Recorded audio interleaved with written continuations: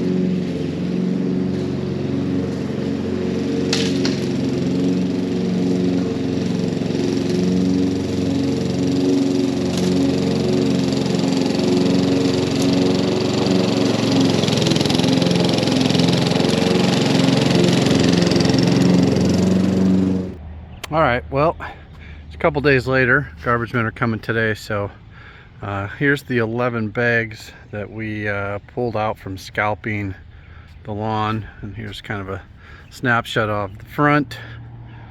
It's a balmy 40 degrees today, but we got 70s in the forecast all next week. So as you can see, I pretty much took it down to dirt, and I'm hoping for maybe a little bit shorter of a cut this year as we go into our third year of using the cow trimmer. So kind of excited to maybe drop it down another level. I use the rotary mower. It's cutting right around 3/4 of an inch, so I'll probably hit it with the cow trimmer here when I start getting a little bit more green up, just to do the last scalp on it. But I'm pretty much done scalping. As you can see, it definitely took it down pretty darn low, and you know, it's the downside of the rotary.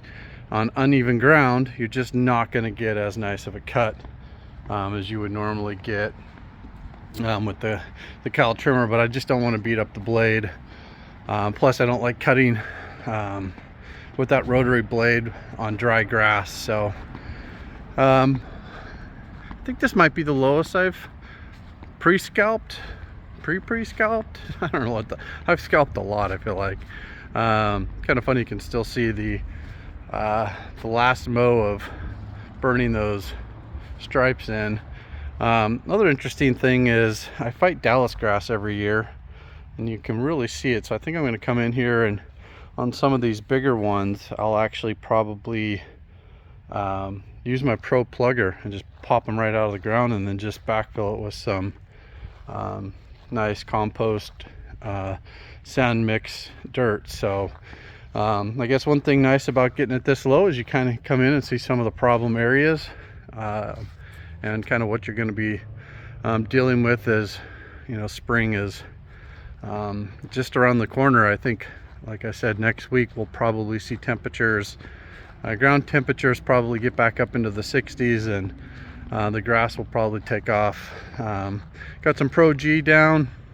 That's just some well, I guess it's got humic and carbon and whatnot in it. Some ant preventative, fire ants down here in Texas. We're always dealing with them. And I got my I guess it was prodiamine that I put down for pre-emergent, so the last run of that for our next couple months. So that's the video. Appreciate you guys watching. I'll probably be trying to put a video out every 2 weeks roughly for the spring and into early summer. Just kind of all depends on weather, and you know, if there's anything to shoot. I've got some new things with the cow trimmer I got to do and whatnot. But stick around if you want to kind of watch how I handle the green up and the kickoff to the season, and dealing with spring weeds and POA and all that good stuff. So appreciate you guys, and we'll see you next time in the lawn.